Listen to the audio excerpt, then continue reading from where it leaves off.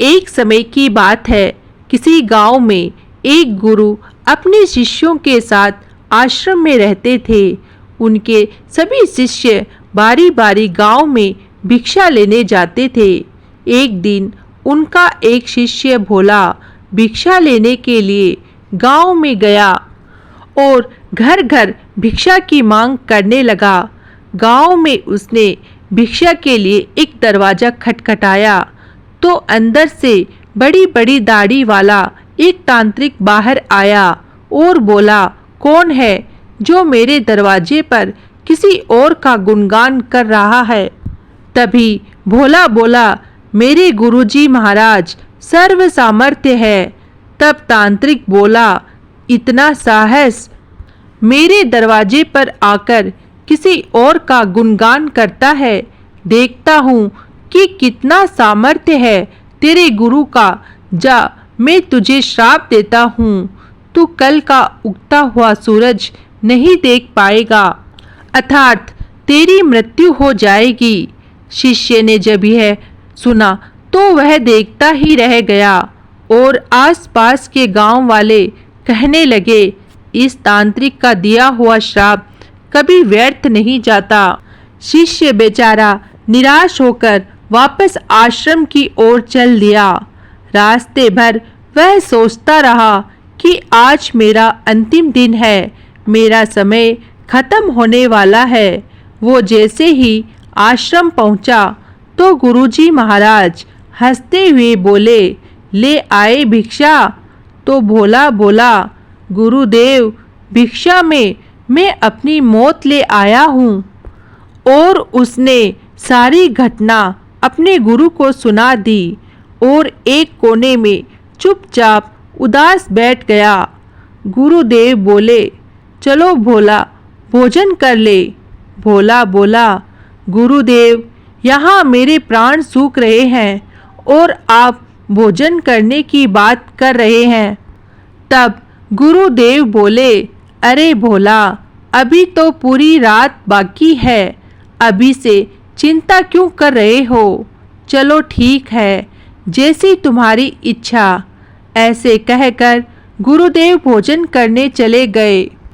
फिर सोने का समय हुआ तो गुरुदेव भोला को बुलाकर बोले, भोला हमारे चरण दबा दो। भोला बेचारा मायूस होकर बोला, जी गुरुदेव, जो भी क्षण मेरे जीवन में शेष बचे हैं मैं उन्हें आपके चरणों की सेवा कर बिताना चाहता हूँ। फिर वह गुरु के चरण दबाने बैठ गया। गुरुदेव बोले, भोला चाहे जो भी हो चरण छोड़कर मत जाना। भोला बोला, गुरुदेव कहीं नहीं जाऊंगा। गुरुदेव ने अपने शब्दों को 3 बार दोहराया। भोला चरण छोड़कर कहीं मत जाना। ऐसा कहकर गुरुदेव सो गए। भोला पूरी श्रद्धा भाव से चरण दबाने लगा। रात्रि का पहला पहर बीता। तब तांत्रिक ने अपना श्राप पूरा करने के लिए एक देवी को हाथ में सोने चांदी हीरे मोती से भरा एक पात्र लेकर भेजा। दरवाजे पर देवी प्रकट हुई और कहने लगी, इधर आओ, ये सोने चांदी हीरे मोती से भरा पात्र ले लो। भोला बोला, मुझे लेने में कोई परेशानी नहीं है, लेकिन क्षमा करें, मैं वहां आकर नहीं ले सकता। अगर आपको देना है तो यहां आकर दे दीजिए। यह सुन वो देवी कहने लगी, नहीं नहीं, तुम्हें यह पात्र यहां आकर लेना होगा। देखो कितना सोना चांदी है। भोला बोला, नहीं, अगर देना है तो यहां आ जाइए। तांत्रिक का पहला पासा असफल रहा। तांत्रिक ने दूसरा पासा फेंका।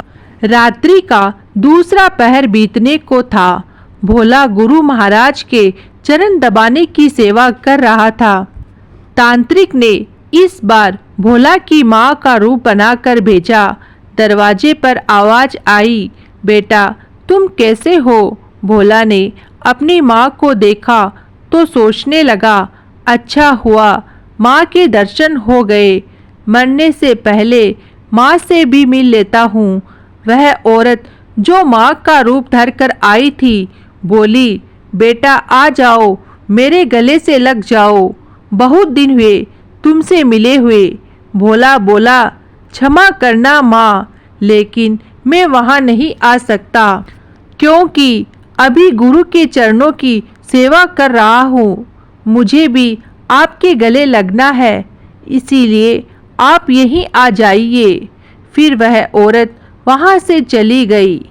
इसी प्रकार रात्रि का तीसरा पहर बीतने को था। इस बार तांत्रिक ने यमदूत रूप वाला राक्षस भेजा। राक्षस द्वार पर आकर भोला से बोला, चल तुझे लेने आया हूँ, तेरी मृत्यु आई है। भोला चिल्लाते हुए बोला, काल हो या महाकाल, मैं नहीं आने वाला। अगर मेरी मृत्यु आई है तो यहीं आकर मुझे ले जाओ, लेकिन मैं गुरु के चरण नहीं छोड़ूंगा। बस फिर क्या था, वो राक्षस भी वहाँ से चला गया। सुबह हुई, सूर्य उदय हुआ। गुरुदेव महाराज नींद से उठे और बोले, सुबह हो गई। भोला बोला, गुरुदेव सुबह तो हो गई। गुरुदेव ने कहा, अरे तुम्हारी तो मृत्यु होने वाली थी, तुमने ही तो कहा था। तांत्रिक का श्राप कभी व्यर्थ नहीं जाता, लेकिन तुम तो जीवित हो। भोला सोचते हुए बोला, जी गुरुदेव, लग तो यही रहा है कि मैं जीवित हूँ।